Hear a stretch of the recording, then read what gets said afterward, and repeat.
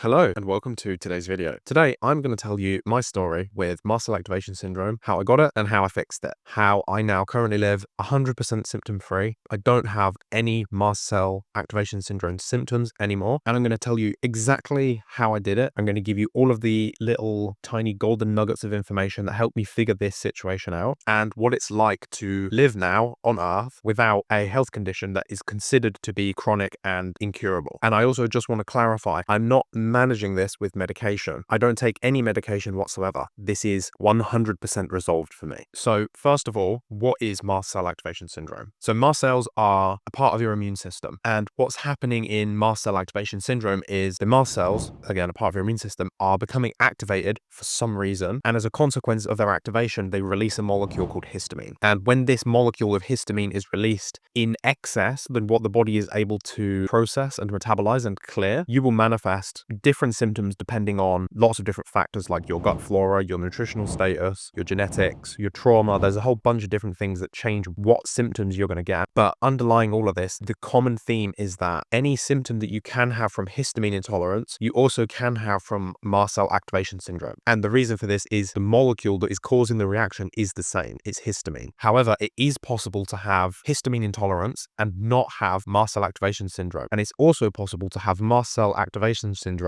and not have histamine intolerance. They are not the same thing. They are two physiologically very different problems. They just have the same symptom set because it's connected to histamine metabolism. I'm not sure if there is like an official consensus on what this difference is. I actually don't think there is because I don't think this is very well understood. And in a way, I kind of feel a bit like a pioneer having such a clear distinction between what histamine intolerance and mast cell activation syndrome are. So I'm going to give these definitions to you because I'm hoping that in understanding these problems a little bit more clearly, it's going to help us be solutions orientated and figure out how we can solve these problems. So I personally would categorize histamine intolerance as more of a gut-borne problem. And what this basically means is that the amount of DAO that we are producing, diamine oxidase, this is the primary enzyme that breaks histamine down in our digestive systems, is lower than the quantity of histamine that is coming from the foods that we are eating and what our microflora is producing. If these two added together equals more than the DAO that you're able to produce, that is what histamine intolerance is. So this is a strictly gut-based dysfunction. You will only begin to experience symptoms of histamine intolerance when this excess amount of histamine that's being produced in the gut enters the body and it then overwhelms the secondary or the kind of backup pathway that the body has to break down histamine. This pathway is HNMT, histamine N-methyltransferase. This is a pathway in your liver. And interestingly, it's also a pathway that works using methylation. And we're going to come to that when we look at the solution in a moment. But what's really important to understand here from this histamine intolerance perspective is if we have enough DAO, if we lower the amount of histamine in the diet and we lower the amount of histamine being produced by the gut flora, and we have slightly, even one spare molecule that we can break down in the liver through this HNMT pathway, if we can keep it below this threshold, you will be symptom-free. But HNMT is only designed to handle a very small amount of histamine compared to what DAO is designed to handle. Imagine it kind of like the difference between the size of a bathtub and the size of a kitchen sink. You know, they both hold water, but the bathtub holds like 10 times more than the kitchen sink. And it's the same thing. DAO and HNMT both clear histamine, but DAO is what does the majority of the work. But here's a really interesting piece of this puzzle that is extremely helpful. In mast cell activation syndrome, the histamine that's being produced isn't coming from the gut. It's coming from our immune system. It's coming from mast cells. The mast cells are being activated by something for some reason. And because this histamine is being produced inside of our bodies, not inside of our gut, which I've explained in previous videos, is actually technically outside of us. Our digestive system is a hollow tube outside of us that runs through our body. If you're to cross that gut lining and come to what's actually our body, like where our blood is and where our organs actually are, DAO cannot really help you here. DAO only works in the gut. So if we have histamine in the body, in the bloodstream, it doesn't matter if you've got a surplus of DAO, it isn't going to help. Only way that we can clear histamine now is through the HNMT pathway, which is why a lot of times some of the suggestions that are given for people that have histamine problems, like DAO, improve the digestive health and the situation in the gut, don't provide any relief from the histamine intolerant symptoms that the person is experiencing, because that's not where the problem actually is. The problem is past the gut, it's inside the body, it's affecting the liver and this HNMT pathway. So whilst histamine intolerance and mast cell activation syndrome are very different, a lot of people actually do have both at the same time. I was one of these people. I had histamine intolerance, as in I was producing a lot of histamine in my gut from pathogenic or dysbiotic gut flora, and I had a DAO deficiency, plus I had increased mast cell activity and a reduced HNMT enzyme. So my ability to clear histamine was lower. So I actually had both sides here, and I've still healed this. I've still completely resolved this. I'm currently symptom-free. So I had both histamine intolerance and mast cell activation syndrome. And if I can heal it, then you can too. We just need to really understand. Hopefully you're getting a really good idea so far. And what would really help me out is if this is clearer than you've ever heard it said, if you're getting a better understanding of this than in any other video that you've ever seen, please like and share the video. Stick it in your Facebook groups about histamine intolerance and mast cell activity. Share it on Reddit. There's so much censorship around these alternative health solutions, especially on platforms like YouTube and Facebook and Reddit. And the only way that it's ever going to get out is if people manually force them forward. The algorithm isn't going to deliver it to people. And I know how much it sucks to have histamine intolerance and mast cell activation syndrome. It completely debilitated me. I was on maximum rate disability benefits in the United Kingdom. I was disabled. And now I can work. I can do this as my full-time job. And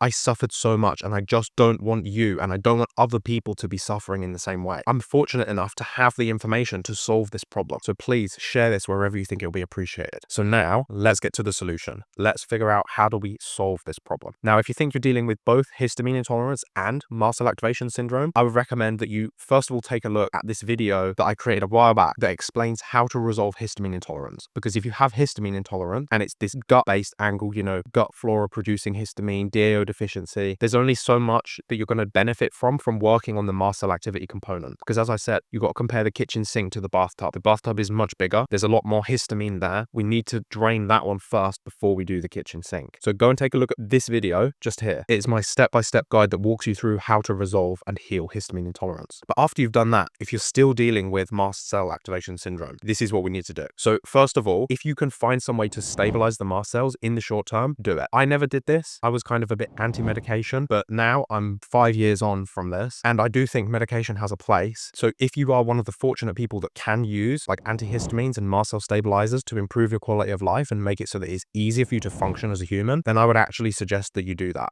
Because you need to really be playing the long game if you want to find a solution to these long term. And if your quality of life is really low, you know, for me, histamine intolerance and mast cell activation syndrome looked like suicidal depression, really blurry eyes, like I couldn't read, I couldn't see anything, lots of body fatigue and brain fog, and it was really hard to just be a person and figure things out. So if you have something that helps, then use it. There are a lot of natural substances that can also help to stabilize mast cells. Probably the top of my list would be amylase. A lot of people have a functional amylase deficiency. The best way that you can use this to support yourself if you have mast cell activation problems is literally just take an amylase supplement with your food. Your body will use the amylase to digest the food, particularly the starchy carbohydrates. That's what we use amylase for. And then it will reabsorb it and it will reuse it, and it can use it in the short term as a mast cell stabilizer as well. So making sure that you don't have an amylase deficiency is really important. If you're fortunate enough to be able to tolerate things from the plant kingdom, just about any plant has mast cell stabilizing properties to it. Substances like quercetin, antioxidants, all of the different types of polyphenols and flavonoids that are in plants have mast cell stabilizing properties. So one of the ways I really like to utilize this knowledge is with juicing. You're also going to get a lot of enzymes if you're doing juicing and you're using like fresh and raw vegetables. Enzymes really help your body function metabolically. All of the things that we're talking about are enzymes. DAO, diamine oxidase. If it ends in an ase, it's an enzyme. We've got HNMT, histamine N-methyltransferase. It's an enzyme. Your body can only produce so many enzymes in a day. If we can provide exogenous enzymes, so if we can take enzymes from outside and provide them to the body, it then doesn't have to make those enzymes and it can prioritize making other enzymes instead. So you're going to see a common theme here. You know, we've already got the amylase, and just digestive enzymes in general can be really helpful. The juice is really nice because we've got these mast cell stabilizing things. We also have a bunch of enzymes present in fresh juice. So from a stabilization perspective, that's where I would start. But to fix this, to actually solve this problem, we have to figure out what is irritating the mast cells. You see, the thing is, your mast cells are intelligent. They're not stupid. There are a lot of people that think that mast cell activation syndrome is just that the body becomes broken and the mast cells become activated and they're just stupid and we just need to calm them down. But this is completely untrue. Your mast cells are intelligent.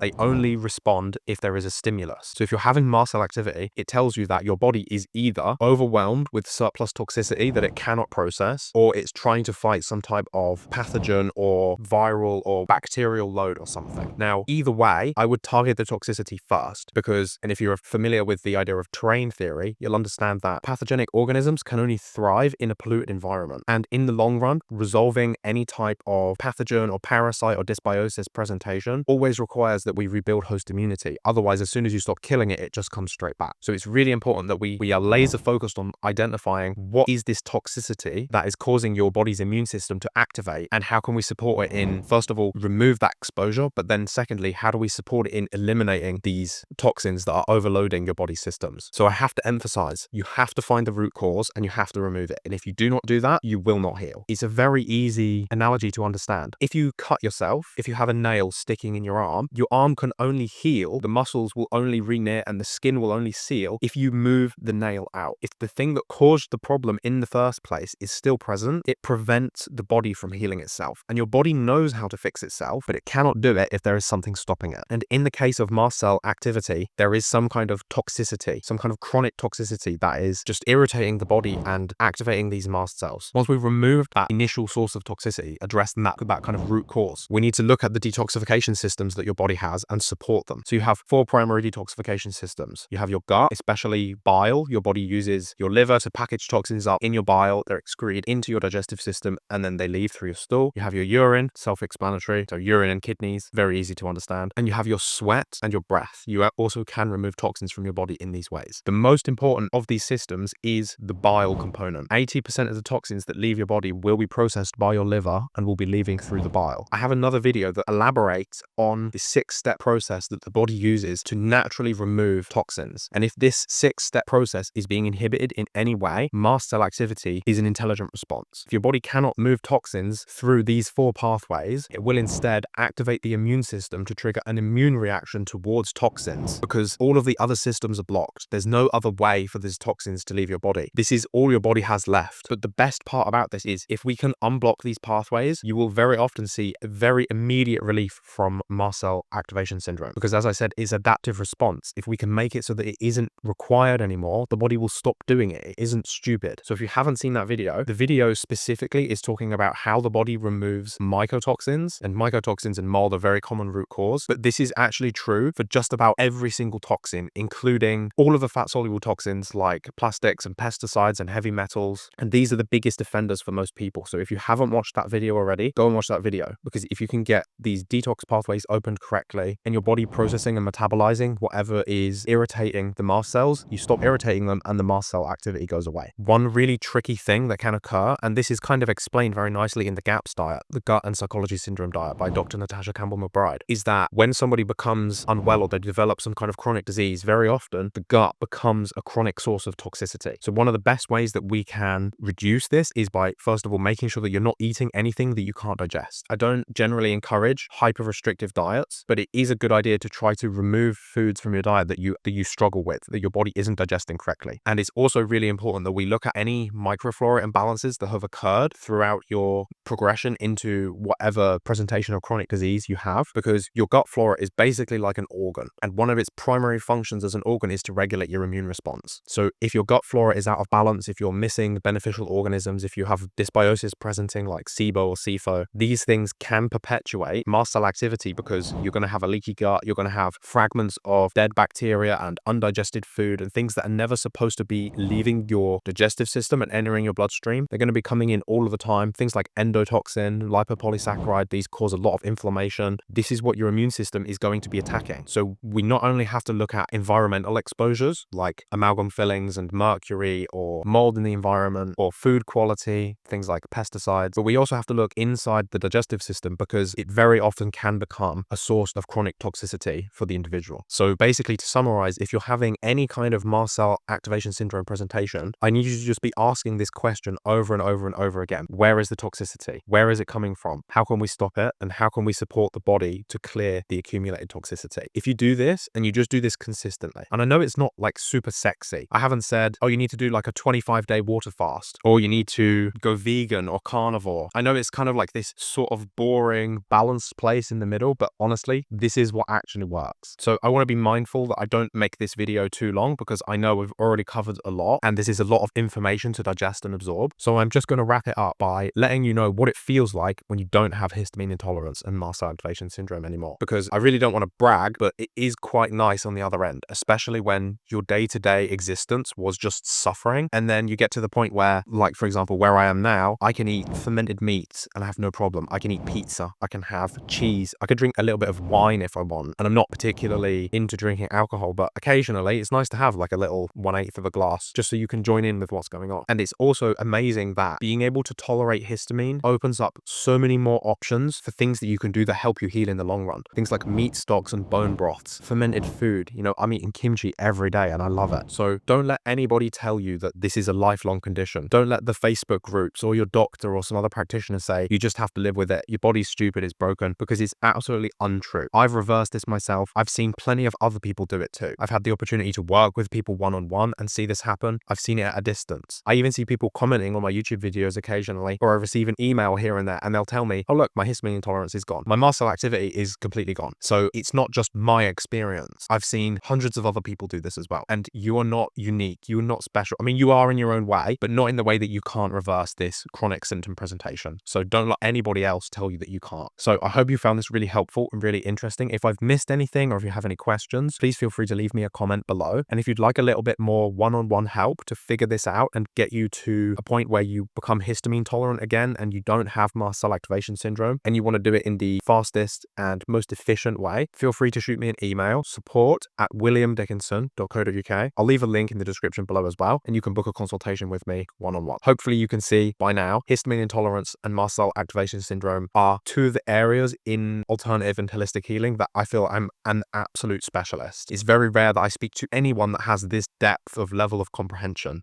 about these two presentations, how they're connected, but how they're distinctly different. And I think if you can understand this very clearly, you can find fairly obvious solutions. So that's everything from me. Take care, and I will see you in the next video.